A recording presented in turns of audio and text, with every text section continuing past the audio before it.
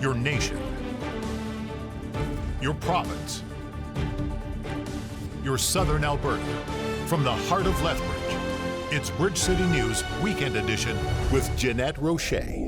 Hello, thanks for joining us for our Week in Review. The leader of the Alberta NDP is resigning. Rachel Notley made the announcement Tuesday afternoon in Edmonton. The former Alberta Premier was at the helm of the party for almost a decade. Notley says she will remain on as leader while the party holds a leadership race to replace her, but that she will not lead the Alberta NDP into the next provincial election. She says it was an honor being leader of the party and was surprised when her party first formed government back in 2015. This October will be 10 years since I was first given the honor of leading our party. At the time, we were the fourth party in the legislature with a massive caucus consisting of 4 MLAs.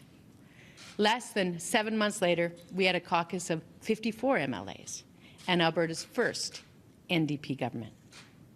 While many of those folks, and indeed myself included, never expected to be elected, let alone finding themselves in a government cabinet, we all scrambled quickly to live up to the immense privilege and responsibility the people of Alberta bestowed upon us.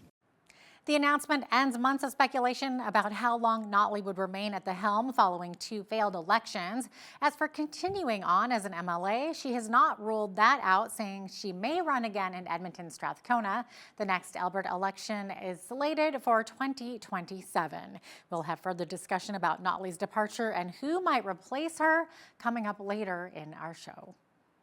Well, the nasty cold temperatures we received last weekend caused major issues with our electricity grid to the point where the Alberta Electricity System Operator issued emergency alerts on Saturday, warning that rotating outages would occur if folks didn't reduce consumption. Albertans were asked to turn off unnecessary lights, to not use their stoves, unplug their electric vehicles, and not plug in their block heaters.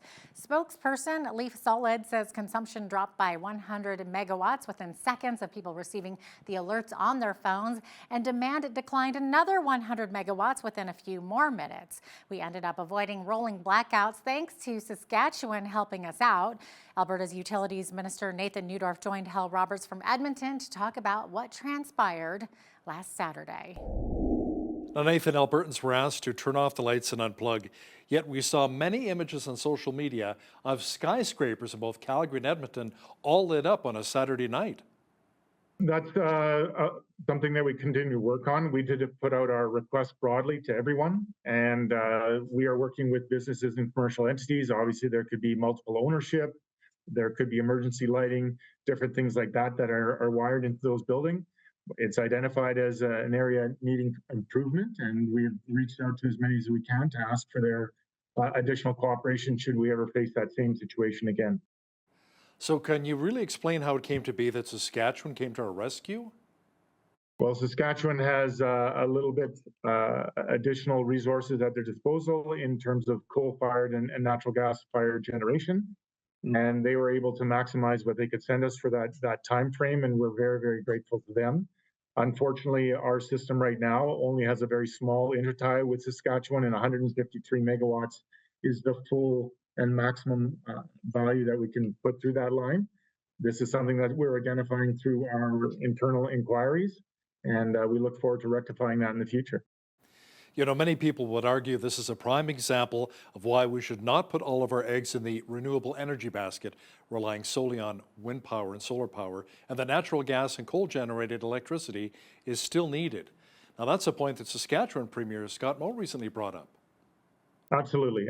Renewables have an incredible piece to play. They are zero emitting and low cost, so they have great attributes. Unfortunately, there are times in the year where there are other negative attributes that they are not dispatchable. We can't make the wind blow, and in winter when the sun sets early before peak times, we can't rely on them at those times. So we need to maximize their good benefits, and we need to find a mitigation strategy to compensate when they aren't able to produce for the grid. That was Alberta Affordability and Utilities Minister Nathan Neudorf joining Hal from Edmonton.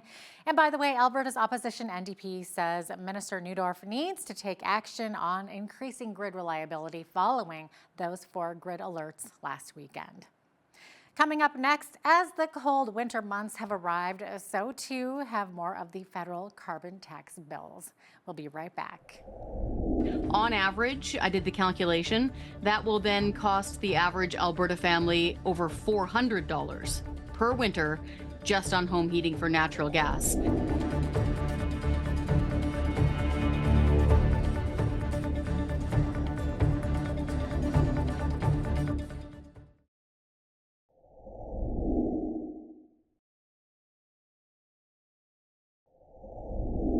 According to the Canadian Taxpayer Federation, Alberta homeowners will pay a lot more in carbon tax to heat their homes now that the federal carbon tax has been reinstated, and right in time for the cold winter months.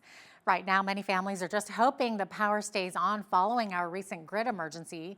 To talk about how much the carbon tax is costing us right now is the Alberta Director of the CTF, Chris Sims, who once again joined Hal Roberts. Chris, what is the cost for the average Albertan right now who uses natural gas to heat their home? Most of us do use natural gas to heat our homes, and it's going to cost the average Alberta family around $300 extra just in their home winter heating, and that's just in the carbon tax. Now, the federal carbon tax is expected to go up again in April, but by how much? Yeah, so it's going to be going up to $80 per ton. What that means in normal people speak is that it's going up around 3 cents per cubic meter. On average, I did the calculation, that will then cost the average Alberta family over $400 per winter just on home heating for natural gas. And for folks who are in rural areas, who live in RVs or trailer parks and use propane, the cost on the carbon tax is about the same. You get no breaks. Now, I know you and your group have been putting pressure on the Trudeau Liberals to offer a carve-out to those who use natural gas to heat their homes. Have you had much success? No, and what's disappointing is that we know that Prime Minister Trudeau will listen to some of his Liberal members of Parliament, because the Atlantic Caucus of the Liberal Party successfully got a carve-out for their constituents. So only around 3 or 4% of Canadians still use furnace oil. Almost all of those homes happen to be located in Atlantic Canada. Thanks so much for your time today, Chris. That was Chris Sims, Alberta Director of the Canadian Taxpayers Federation, joining us from Lethbridge. Alberta's Public Safety Minister Mike Ellis addressed the tent encampments in our province and talked about targeted supports for those who are battling homelessness. Ellis was joined by Social Services Minister Jason Nixon in Edmonton this past week, saying more help for our most vulnerable is on the way. Ellis says crime must also be addressed at these various encampments, especially in Edmonton. We know that organized crime and gang members such as Red Alert are infiltrating encampments. They are violently enforcing tent taxes, forcing vulnerable people to pay for access to water, the ability to even pitch a tent, or to access bridges and walkways. But we must confront these challenges and do what we can to bring vulnerable Albertans to safety. Albertans are suffering in the violent, predatory conditions of these encampments. Alberta's government will do whatever it takes to eliminate the violent gang and criminal activity that targets our most vulnerable. And we will fight to keep Edmontonians and, quite frankly, all Albertans safe. Social Services Minister Jason Nixon says his government will be opening a new support and navigation center at the Cara Center in Edmonton to support the city's most vulnerable. I want to be very clear that the Support Navigation Center is not designed to replace the considerable support and emergency shelter system that is already in place in Edmonton, but to bring all that support system together to provide wraparound services to individuals coming out of encampments. Government officials say when spring rolls around, the Navigation Center will then be transformed into a 100-bed, women-only shelter. The Alberta government is investing $3.5 million to help make the province more drought resilient, improve water quality, and prevent flooding. Officials say the funds will support 8 projects in the communities across the province through the Watershed Resiliency and Restoration Program. They say these projects will restore riverbanks and watersheds. They will also help to stabilize stream banks and improve natural drainage, supporting communities impacted by recent droughts or floods. Since 2014, officials say this type of funding has supported the restoration and conservation of almost 5,500 hectares of wetlands and 320 kilometers of stream banks. The Alberta government provided an update on the orphan well cleanup. According to Alberta energy regulator, the number of inactive wells dropped from 91,000 to 83,000. The AER also released a report which says in 2022, oil and gas companies spent around $700 million to clean up liabilities. In total, more than $1.2 billion was spent on cleanup and closure work for that year. 2 years ago, the energy regulator required industry to spend at least $422 million collectively on closure and cleanup work. After the break, what might the province's opposition party look like once Rachel Notley makes her departure? We dive into that next.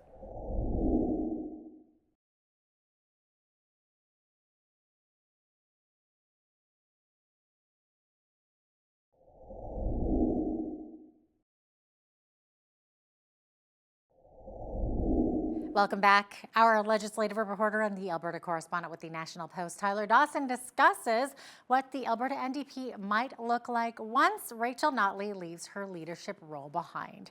He says she has become quite the fixture in Alberta politics, having won one election and taking the party from only 4 seats when she entered to its current 38. Take a look.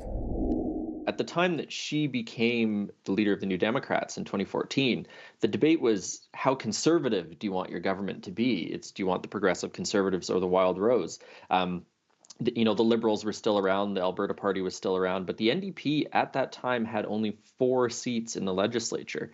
Now it's 38. So, we're talking a very significant expansion of the power that party has in the province in the past decade under Notley's leadership. When she resigned yesterday, she had this quip right off the top. She said, if I looked at the United States with Donald Trump and Joe Biden, I'd maybe have 20 more years left in my political career. But she sort of decided that for the good of the party, it's maybe time for her to step down, for other people to take over the helm, to sort of take the party in whatever direction they might want. And it was a funny press conference. It was an emotional press conference. She got quite choked up talking about her father and her mother, both of whom are dead now, and how they'd sort of influenced her perspective on public service and politics over her life. So it's funny, it feels like it'll be a very different world when she's gone. She's been such a fixture for so long. The other part is she's outlasted how many Progressive Conservative and UCP leaders? She's been a real fixture for a long time. But Tyler, do you think the fact that she lost the last 2 elections was a large determining factor in her making the decision to step down as party leader? Well, I think that it suggests that maybe she's hit a bit of a ceiling on what she can achieve or what she feels she can achieve. And she is also saddled with her 4 years in government. Those were not good years for Alberta. I think people certainly differ in their views on to what extent that's her fault versus just the way the world works. But she does have that sort of record, that legacy. She can be attacked on the carbon tax. She can be attacked on the farm bill. She does have some of those sort of weights around her, and a new leader might not have that. It is unusual that she stuck around after 2 election losses. Most leaders are sort of out the door after that. You look at the federal Conservatives who churned through 2 leaders before they got to Poilievre in the past few years here. So, it is unusual that she stuck around more than anything, I think. And whether her leaving will put the NDP in a better electoral position, that is very much hard to say, I think. We've heard names like David Shepherd, Kathleen Ganley, Sarah Hoffman, even Shanna Phillips here in Lethbridge as potential successors. What are you hearing? Well, it's really just sort of rumor and chatter at this point. The questions that I've got from people are sort of, who do you think's going to run? Who do you think's going to be, a good bet for leader? Because Notley leaves behind very, very large shoes to fill. The thing that I should have said right off the top that I didn't is that she essentially united the left in Alberta in the way that Jason Kenney united the right in Alberta. She just did it without, sort of the blue truck and the controversy. The Alberta Party and the Alberta Liberals are basically no more. Their voters have been folded into the NDP. So whoever comes along is going to be in a position where not only are they taking over a party that's riding a little bit high, but they also have this sort of center to left coalition. You know, it's not all just sort of left-wing university activists from downtown Edmonton. You also have people who are traditionally more centrist with the Alberta Party who are under that tent. So it's going to be a challenge for whoever takes over. And of the people that you mentioned, the only person who seems to have really obviously telegraphed that they're going to be doing it as Kathleen Ganley. She had a video that she posted to X, formerly Twitter, last week that was sort of like, I'm Kathleen Ganley, this is what I stand for, this is who I am, so on and so forth. It's a bit of an open question right now. There's lots of other questions about, you know, when's the race going to happen? What's it going to look like? What are the rules? All that kind of stuff. Because it's actually, I mean, it's been more than 10 years since the NDP has done one. So there's some logistics to sort out in addition to what sort of the cast of characters is going to look like. So how much different do you think this party will actually look like not having Rachel Notley at the helm? Under her, the party has stayed reasonably centrist, I think, in many ways. And so there is the possibility that whoever comes in next is going to bring in a different set of priorities and a different sort of panache to the job. And that could be a good thing for building the party's strengths in parts of the province, but it also, I think, maybe runs a little bit of a risk of alienating some of the more centrist voters, maybe some of the skeptical UCP voters that voted New Democrat in the last election. Still to come as we wind down Human Trafficking Prevention Month, it doesn't mean the issue is going away. Next, we speak with a young lady who's making a difference in her community and beyond. But first, a quick break.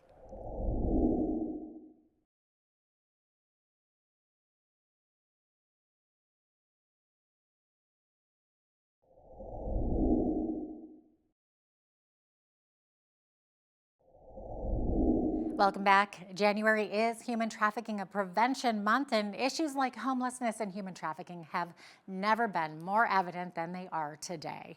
Jen Tribble runs My City Care and the Not For Sale Ministries in Alberta and joined me to discuss the issue. Jen, your mission in life seems to be dedicated to helping people. So another aspect of My City Care is finding solutions for human trafficking. So that ministry is called Not For Sale, right? Yes. So we have a ministry that we partner with called Not For Sale. It also has been an organization that's birthed out of our church, and it's been around for even longer than My City Care. But yeah, its mission is to help eradicate human trafficking, which is a huge need, not just in Canada, but around the world. Yeah, it really is. And it seems to be worse now than ever before. And it's hard to believe that. But what is the biggest misconception about human trafficking today?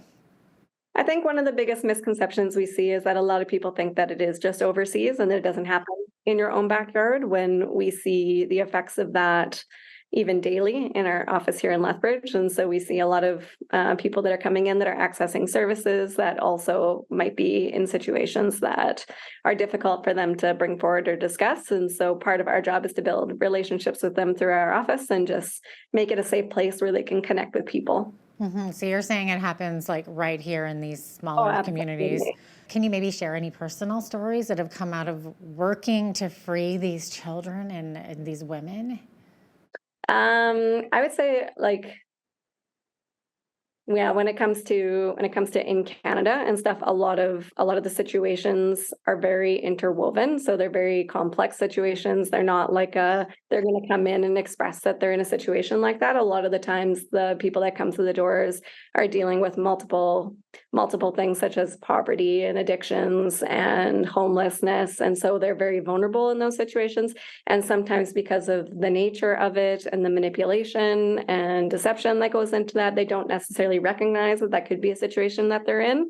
So a lot of the times we really work on that relationship piece and building trust and a safe place where they can connect with different members of our team. And then if they do come forward, then we can help them report it or get them connected through the different agencies and channels that would be the best route for them. But because it's so unique in every situation, that pathway looks different. And so we might connect them right away into a rehab, or we might connect them into a place where they can have safe shelter and a thing. So it's very different and unique to the individual and what they're going through and their needs that are unique to them. Mm-hmm. I would imagine it's not easy for somebody to come forward. They're probably terrified, for one thing. Does this usually happen with the person coming to you, or is it usually done through somebody else, that somebody is aware that something is going on and you guys go in and intervene? Or do you get law enforcement involved if that's the case? It would most likely be law enforcement in those types of situations. Like we in our office are more on the bridge building and relationship building side. And then so we would hand them over to, like I said, the appropriate resources that can help and take the next steps, whether they want to press charges or they want to just be in a safe situation. Jen, how can the average person help to put an end to something like this, to human trafficking? Yeah, I think there's lots of very like practical ways that you can help. Like one of the biggest things that we can do is educate the public about it and let people know that this isn't just something that happens overseas, like it happens in our neighborhoods, in our schools, in our backyards. So one of the things that you can do is spread awareness of what to look for and the signs of human trafficking. And it's not to cause fear, it's just to bring awareness to it and the fact that there might be people that are going through this and they don't recognize it as human trafficking. Like I was saying, because of the deception and the manipulation around it, sometimes it's difficult to recognize. You mentioned looking for the signs. What are these signs that we're supposed to be looking for? Yeah, so I think some of the things that that are kind of the telltale signs are if people are isolating from their friends and family. That's a big one. So if you're seeing changes in how they approach life, they're isolating. Sometimes they might be carrying multiple phones. That's a big one. Being, I would say, being away and not knowing where they are, or maybe they will know where they are, but if you ask them, sometimes their stories don't add up. Any bruising or tattoos sometimes can be an indicator, but like a big one, I think big one to watch for is isolation, multiple cell phones. As a parent, I think you know when something's off with your children, and keeping an eye on those social media platforms and different things and how they're communicating with their friends and family. And yeah, isolation is a really big one. Now that the snow has hit Canada hard, we examine ways to prevent injuring yourself while digging your way out of it. But first, a quick break.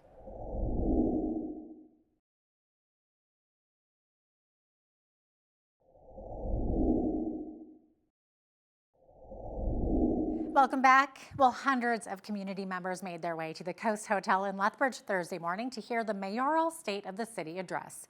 Mayor Blaine Higgin touched on many topics, including the city's financial state. Higgin says inflation and the rising cost of living continues to have a real impact on Lethbridge.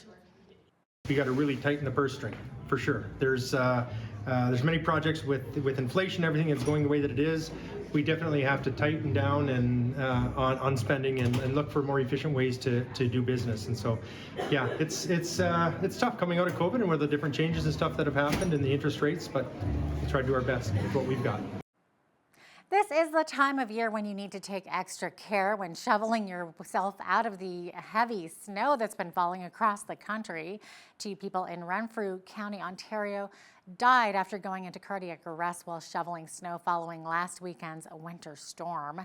Adam Loria is a paramedic with Alberta Health Services, and he says when you're shoveling, you really need to pace yourself. He offers some tips on how to best protect yourself during that snowy, cold workout. Choose the right shovel for the job with a straight back. Bend your knees as you lift. Use your legs. Do not bend your back. Keep your back as straight as possible. 2 lucky recipients from Lethbridge received a special honor by the federal government in Calgary this past week. Veterans Affairs Minister Jeanette Petitpas-Taylor gave out Minister of Veterans Affairs commendations to both retired warrant officer Glenn Miller and Michael William Duffy. The honor is bestowed upon those who have served and cared for the well-being of our veterans. It also recognizes those who dedicated their lives and brings to light the contributions, sacrifices, and achievements of our veterans. Glenn Miller says the award is a real honor. Well, it's certainly an honor for me. It makes me pretty humble, but it's very important that veterans continue to do work in advocacy, and all veterans that think that someone else who deserves this accommodation should certainly recommend those who are deserving. There were 8 honorees in total, 6 from Calgary and 2 from Lethbridge. Congratulations to those winners. Well, between the extreme cold weather, the shorter days, and the hustle of the holidays being over, it's easy to feel a bit depressed. If you did feel a little blue this past week, you weren't alone. On January 15th, we observed what is known as Blue Monday, which generally falls around the third Monday of the new year. But Lethbridge College found a clever way to beat the blues with the help of some furry little friends. All it took was some warm fur and the wiggle of some little noses to bring a smile to an otherwise cold January day, a day that happens to be Blue Monday. The days are short and it's dark and it's cold, freezing outside. So it gets a little depressing when everyone has to stay in. And for that, we've got bunnies. So we are Archie's Angels Rabbit Rescue. We are local here in Lethbridge. We rescue mainly rabbits. We just opened our doors to kind of all exotics. And we're here today to help students with mental health. You need something soft, cuddly, to relax, to just burn out that stress. So buddies are for that, for students who are stressed and a little bit, especially the international students too, who come from far away home. They're here and then they are not aware about the weather and everything. We know what it's like to struggle with our mental health because rescue fatigue is very real, and not a lot of people know that, animal associates like veterinarians, vet techs even, they really struggle with their mental health. Not to mention students who are in the thick of their studies. Some of them were surprised to see the bunnies. Yeah, it's surprised, so cute, and I love bunnies. While others couldn't wait. Oh my gosh, I loved it. I specifically put it on my calendar, so I was like, I can't miss it, I have to go. And if you don't have a fur ball to pet, other ways to combat Blue Monday, according to the Center for Addiction and Mental Health, capitalize on the natural light. Natural light helps stabilize serotonin and triggers endorphins, the mood-boosting hormones. So get outside for at least 10 minutes a day. Exercise will also leave you feeling calmer and happier. Smile. It releases a cascade of feel-good chemicals in your brain. This can actually lower your blood pressure and relax you. And it's also contagious. Be grateful. Taking time to appreciate what you have will help you feel optimistic. And finally, practice altruism by offering someone a compliment or donating to a charity. But at the college, the bunnies proved that all it took was one hop, flop ear, and nibble to warm a heart on this frigid day. For Bridge City News, I'm Jeanette Roche. So cute. When we return from the financial struggles of the agri-food and trade hub to dealing with inflationary pressures and challenging interest rates, BCN's one-on-one conversation with Lethbridge Mayor Blaine Higgin is next.